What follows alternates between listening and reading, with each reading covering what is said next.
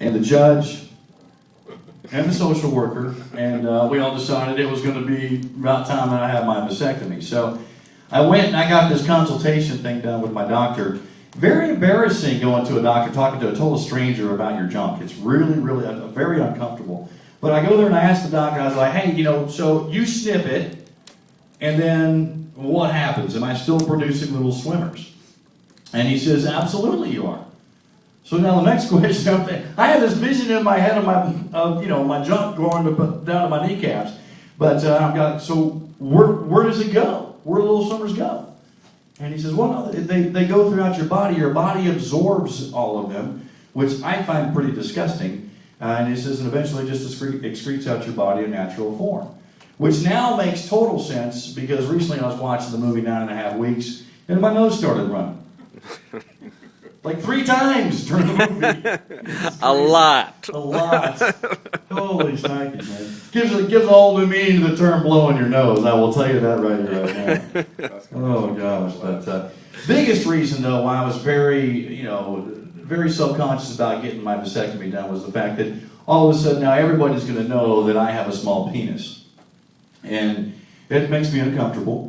However, it's that small. I mean, I'm not going to lie to you. It's like when I want to have sex with my wife, I have to hire a stunt penis.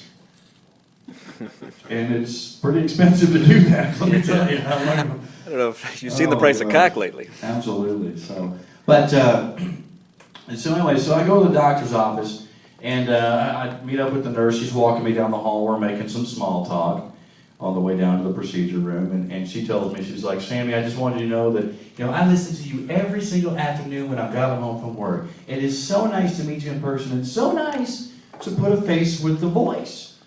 And I told her, I said, you're about to put a whole lot of disappointment with this voice, because I have the perfect penis for radio. Yes. So I go in the room, and I have to get totally naked, and I lay up here on this slab.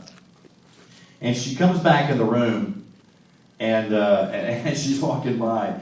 She looks down at it, and she goes, oh, how cute. Wow. Okay, and then she goes over here to this little procedure table, this little prep table she's got over here. Of course, all the utensils they're going to use on me now are made by Fisher-Price. And she tells me that she's going to take this blue cloth and place it over the area where they're going to do the procedure. They're going to cut a hole in it, and that way the only stuff that's exposed is the stuff they're going to cut on. So she brings the little piece of, this little cloth over, and she places it over my junk, and to cut the hole, use the hole puncher. Click, click. That's me. Yeah.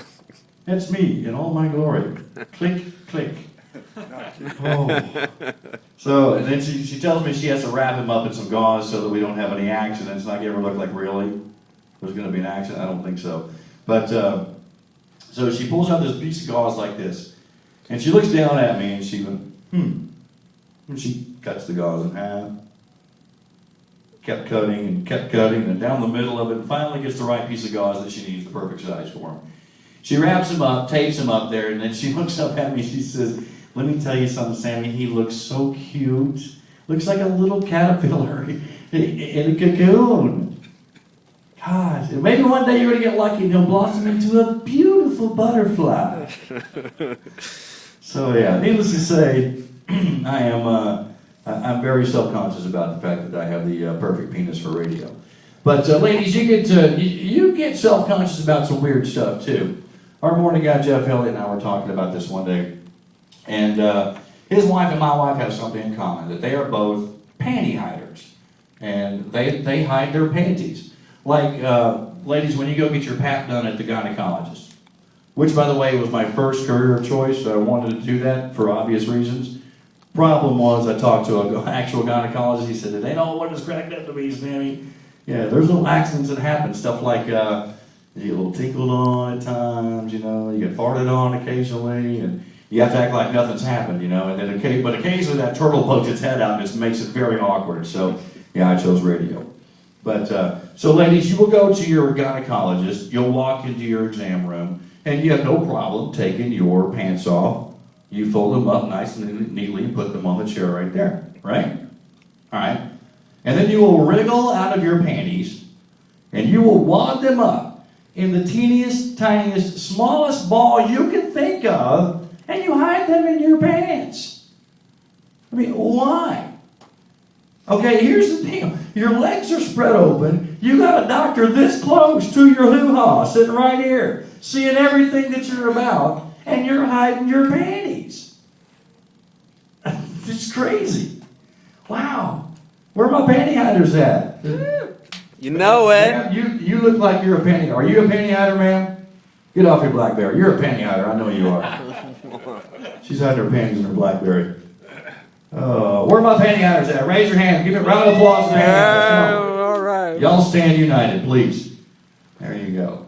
Oh, man. How you doing, sir? Good? Okay, Living yeah. good? Yeah? Doing pretty good. You're a panty hider too, aren't you? Well, I don't know about that. I think you are. I really do. What? It's, hey, better than being a small penis hider, okay? All right. This was for the kids. Kids have small It's penises. okay. Hey, look, you know what? You reach down in your pocket, you pull them out. Maybe your panties will blossom into a beautiful butterfly one day, okay?